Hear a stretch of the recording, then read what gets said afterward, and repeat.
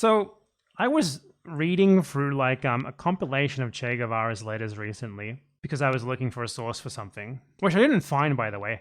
I'm 99% sure the Che Guevara Belly of the Beast quote is fake because I couldn't find any original source for that aside from a blog post that claimed that like Che Guevara told that to American activists in 1967 or something. I could not find the original source, so I'm pretty sure it just never happened. But what I did find is something a lot better. I found a couple of letters of Che Guevara like arguing with his mother that I want to cover because it's funny and I like it. And I thought Che Guevara's mother was like a Spanish Republican or some shit. It's very weird. It's very, like, maybe he was just like, they had like a Sino-Soviet split between themselves. And he was like exaggerating her like right-wingness because like, you know, she was like a left communist or something. And he didn't like that, who knows. But the letter that I saw, and there might even be more like this, is it's so great. Like young Che Guevara was just like me.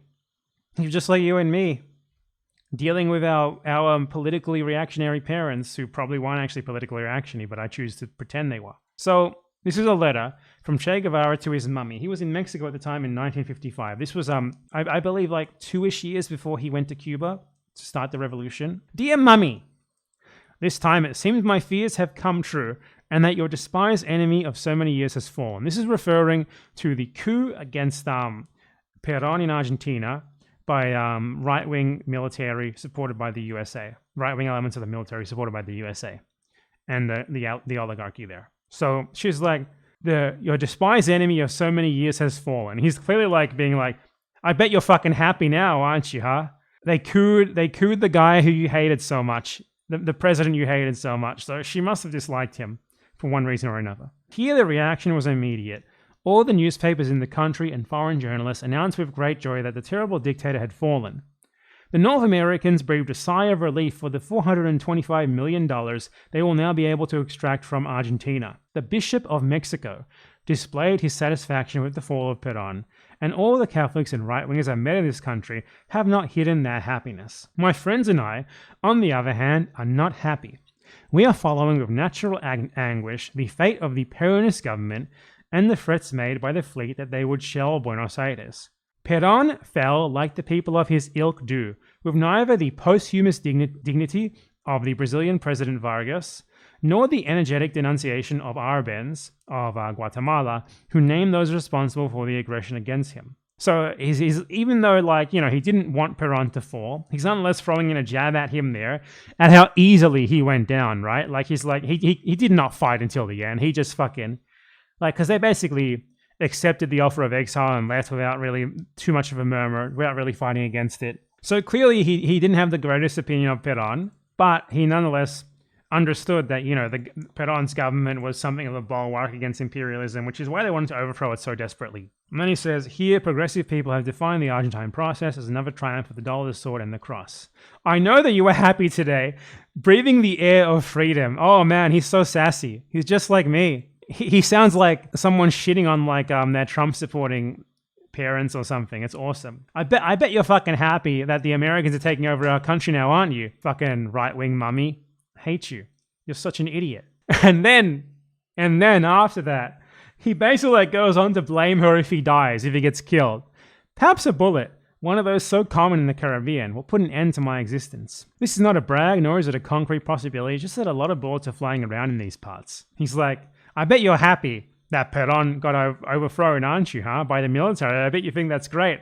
They're probably going to kill me too because of people like you. Bet you're happy about that, aren't you? Please feel bad. Perhaps I'll simply continue as a vagabond long enough to complete a solid education and do all those things I want to do before seriously dedicating myself to pursuing my goals. Isn't it crazy that Che was like a homeless wanderer in Mexico? And then 2 years later, he was like a leader of the Cuban Revolution. How things can change. Things are moving at a rapid pace and no one can tell me where I'll be or what course I'll be pursuing next year. This part is great. I don't know if you heard the news of my marriage and the impending arrival of an heir. From Beatrice's letter, it would appear not. So if this is the case, I am hereby making the official announcement that you can tell others. I have married to Hilda Gadea, and we are expecting a child sometime soon. I have received Beatrice's newspapers. They have been of great interest. So he's just like, I don't know, just randomly announcing that he's married and he's expecting a kid in a letter that is mostly dedicated to like chastising his mother for supposedly supporting a right-wing imperialist coup. And then, like, I love this next part, like, in this letter, that's like, how dare you back this right-wing coup? I bet you're happy the Yankees are taking over our country, huh? I'm going to get killed because of people like you. They're going to shoot me and kill me. I bet you feel good about that, huh? Oh, by the way, I got married and I'm having a kid. And then it ends with like, Mummy, could you please send me banned communist newspapers? Thank you. I love you, Mummy. He just says, I would like to receive newspapers published recently, especially Nuestra Palabra, the paper of the Argentine Communist Party, every week. Ciao, a kiss for all the family. Mummy, please send me my commie newspapers, you anti-communist whore. Oh man, I love it. He like spends the whole letter chastising her for not being sufficiently left enough, and then he's like, please send me my commie newspapers.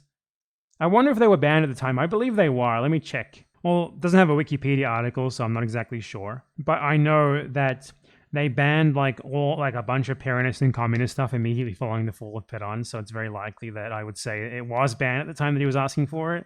But yeah, I just found that very funny. The compilation of letters that I got this from, let me get the name, because it's actually like, it's just a good read. Like, not even from a political theory perspective. Like, his letters are just like really interesting to read, especially because you know what happened next, you know? It was, I embrace you with all my revolutionary fervor. Letters 1974 to 1967. Just like a compilation of the letters that he wrote during those 20 years. And, you know, there are ways to get it for free. I can't wink.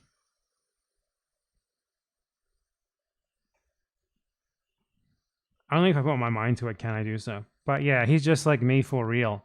I love to sound like the children. I'm so young.